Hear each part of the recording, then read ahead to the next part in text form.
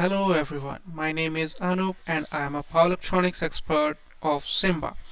Welcome to this tutorial video on exploring the AC sweep analysis feature of Simba. This feature can help you to determine the frequency response of any electrical system in its original switch mode form.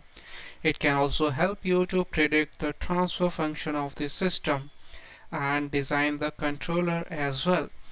Let's show this from an existing schematic of a DC-DC buck converter AC sweep. Here we are going to create a setup for the AC sweep in a DC-DC buck converter circuit. For the first step, identify the point in the circuit where the sinusoidal excitation source is to be placed. Then place the AC sweep perturbation block from the library to the identified point. Mark the scope from the element or place the probe where the output is to be observed. In this case, the probe of current and voltages is being marked. Now click on the Test Bench tab to open a Test Bench window, and then click on a plus tab to create a AC sweep test bench. So in this case, the test bench of DC-DC buck converter open loop is being created. You can rename the test bench from this icon. Now you can go to this test bench and select the design from the existing designs from the project. So here in this case it is a DC-DC buck converter AC sweep. Next you can select the AC sweep perturbation device. In this case it is control, and then you have to select the device output device where you want to check your output. So in this case it is R load, and then you select volt output scope. In this case it is either current or the voltage. So here voltage is being selected.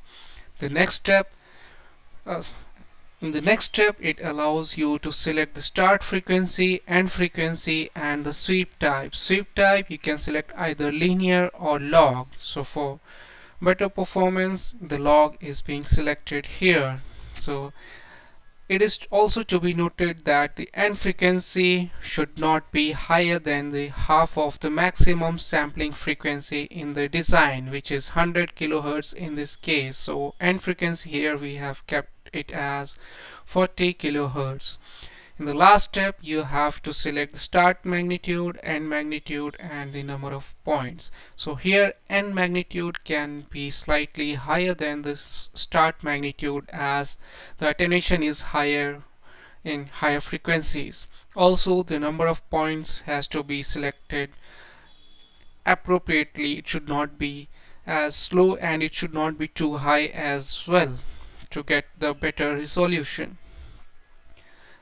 So once this setup is being done, now click on the run button to run the AC sweep analysis and go to result tab to check your AC sweep results. Now you can check the magnitude and the phase plot, so like this. So this concludes the tutorial video on the creation of AC sweep circuits and test bench setup. Thank you.